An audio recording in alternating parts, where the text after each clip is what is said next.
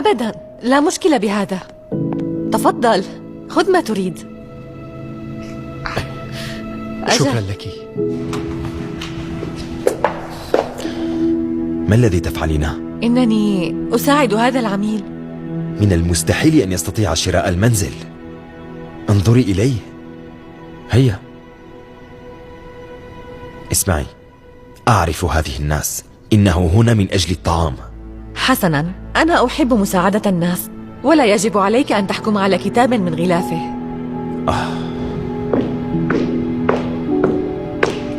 أهلا وسهلا بك. أهلا بك في هذا المكان. بالمناسبة إنها حقيبة رائعة. شكرا لك. في الواقع إن هذا المنزل جميل للغاية. أجل، ويبدو أنك تستطيعين بالطبع تحمل كامل تكلفته. تفضلي، سأريك المنزل. هذا ليس ضروريا، لقد رأيت الصور على الإنترنت. سأقوم بتقديم عرض على الفور. حقا؟ رائع.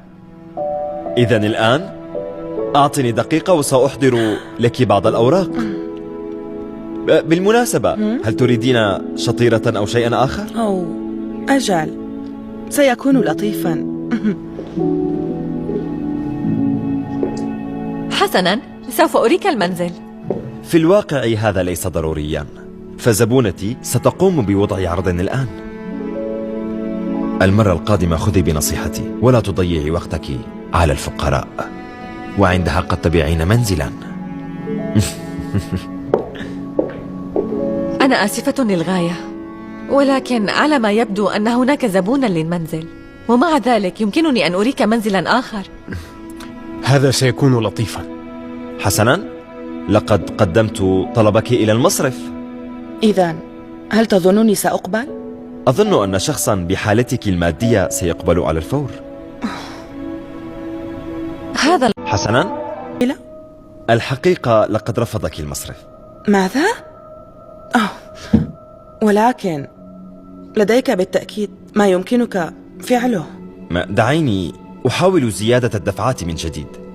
هل 20% جيدة؟ ستكون 400,000. ماذا؟ هل أنت مجنون؟ ليس لدي كل هذا المال.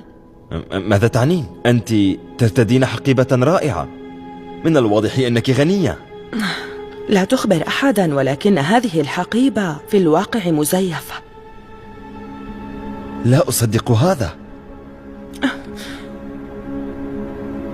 قبل أن أذهب، هل تمانع إن قمت بأخذ بعض الشطائر؟ كيف صار الأمر؟ هل اشترت المنزل؟ لا، تم رفضها. أخذت بعض الشطائر وذهبت. آسفة بشأن ذلك. أنا سأشتريه. ماذا تقول؟ حقا؟ واو، هذا سيكون رائعا. سأحضر أوراق المنزل على الفور. انتظري، لا أقصد الإساءة، لكن إن لم يتم قبول زبونتي لن يتم قبول زبونك للقرض. قرض؟ من قال أنني سأقترض؟ سأكتب لكم شيكا بالمبلغ. حسنا، كيف تملك كل هذه الأموال؟ أنا تاجر عقارات، وأرتدي هذه الملابس فقط حين أريد أن يساعدني الناس دون أن يعرفوا عن أموالي.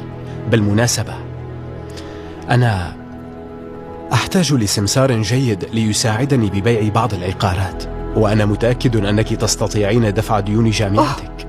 يا إلهي، شكرا جزيلا لك، هذا سيغير حياتي.